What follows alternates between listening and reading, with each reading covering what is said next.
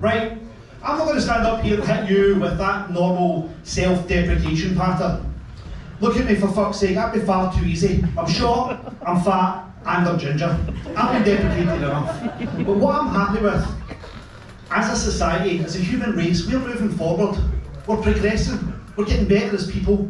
No longer can you take the piss out of people with disabilities. You can't say anything about people's race or religion. And jokes about sexual orientation, they're off the table. Brilliant. But don't worry, there is one group of society who are still here for you. If you want to make a joke about us, we're still fair game. As gingers. You can shout ginger cunt, and nobody bats an eyelid. But less about the ginger bashing. So, I'm married, and I have been for quite a while, and I'm raging because I get on well with my wife. I see my mates who have got kids and they've split up, and I get jealous. Because they get guaranteed childcare. Imagine every other weekend getting to live your best life and not have to deal with your fucking kids. But not me, no. I've got to go to things like football. Saturday morning, football was, you know the type. They're active wear, they're oversized Stanley Cups, and they're big fucking dry robes. They're screaming at the top of their voice. The only thing that they know about football is that their kid can do no wrong. They're hoping that their wee Caden, Jaden or Braden's going to be the next fucking Ronaldo. It's never going to happen, they're shite. Or worse than that, you've got to go to a kid's fucking birthday party. I hate the birthday parties. Imagine Sunday morning, hungover to fuck, in a shite community centre, having to make small talk with some other dickhead of a dad, you're eating a shite cocktail sausage, and your kid's going feral behind you.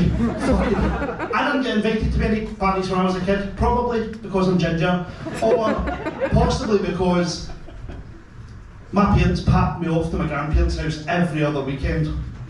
I wish I had that luxury, but no. Tom and Isabel fuck off to Spain for half the year. They leave me to cut their grass, walk their dog, and look after their fucking grandkids. I do remember being at my grandparents' house though, Saturday night, wafting the telly, just so I could, wafting the second-hand smoke, just so I could see Jim will fix it on the telly. I remember 1994 like it was last week, and all of a sudden I'm fucking 44. Midlife is here. Things start to hurt, hangovers last for days, and I've got to take Gaviscon before I go to the pub on a Saturday night. But with midlife comes the midlife crisis, right? Back in the day, you could have had an affair. You could have taken up golf, or you could have bought a second home for a couple of grand. But now, things are far too expensive. So, you've got, because of that cunt Trump, everything costs a fortune, and what we're having to do is do things like park runs, bacon bread, or stand-up comedy. We're being forced into a cost of living midlife crisis. And I've started running. I done my first park run a couple of weeks ago. Thanks. It was either park run or high rocks. And there's no fucking way I can do high rocks, because I'm not a gimp. So it's running that I've started, right? And I know that I'm a runner now because I come out with stuff like, went for a wee run this morning, just a 5k, as if it's fuck all. But a year or two ago, I couldn't run 5k.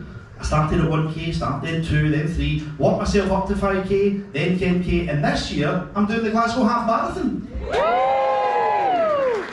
So next year, let me voice right, I'll probably have started baking bread. But anyway, I mentioned earlier on, I'm married now for about 14 years. Done quite well, despite being short, fat and ginger. I've done well in a wife's department. Her name's Fiona, she's got a sparkly phone. You've got sparkly phone, so you've got to get down the front. And I'm living proof of the saying, funny gets fanny. Because my wife is funny as fuck, and then I am the fanny she's married to. Thank you.